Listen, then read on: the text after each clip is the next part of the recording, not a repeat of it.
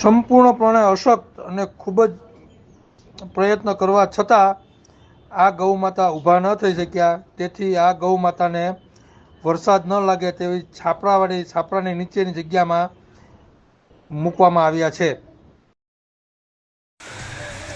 આજે તારીખ 3/8/2024 રોજ ગૌ ભરોસે એક દાતાશ્રીના સહયોગથી કરુણા સેવક ગૌસેવા ચેરિટેબલ ટ્રસ્ટના ગૌસેવકો એક ગાડી લીલો ઘાસચારો સુરત પાંજરાપોળ આખાકોલ ગામની ગૌશાળાના ગૌવંશને અર્પણ કરી રહ્યા છે.